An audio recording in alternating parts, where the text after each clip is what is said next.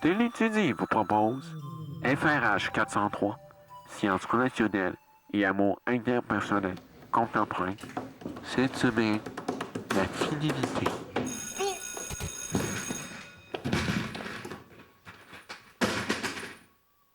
On a une blonde.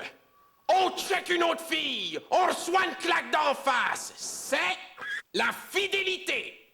Est-ce un concept humain? Une invention de ceux qui pognent pas? Ou encore un complot contre nous les beaux? Il semble que non. Car dans la nature, certains animaux, eux aussi, sont fidèles. Oups! Les loups et les castors, par exemple, forment des couples pour la vie.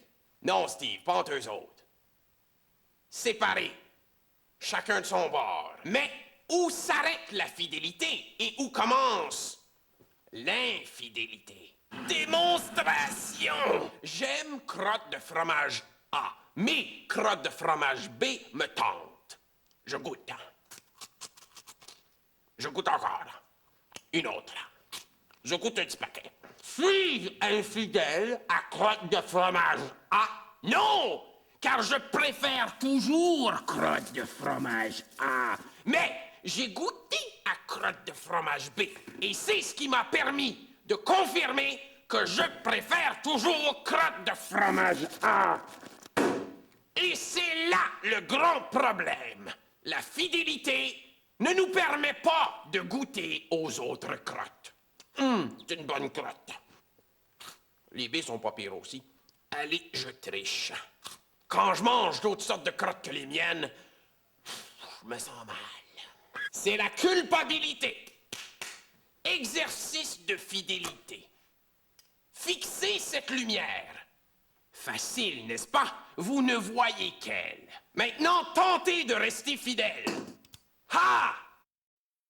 Concluons plutôt avec une fable animalière. La légende de Nymphéas. Je suis présentement une grosse chenille, enveloppée dans mon cocon. Vint le moment où Nymphéas voulut s'envoyer en l'air.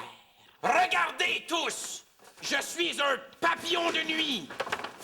Fini le petit grignotage de feuilles. À moi le nightlife du camping Arita.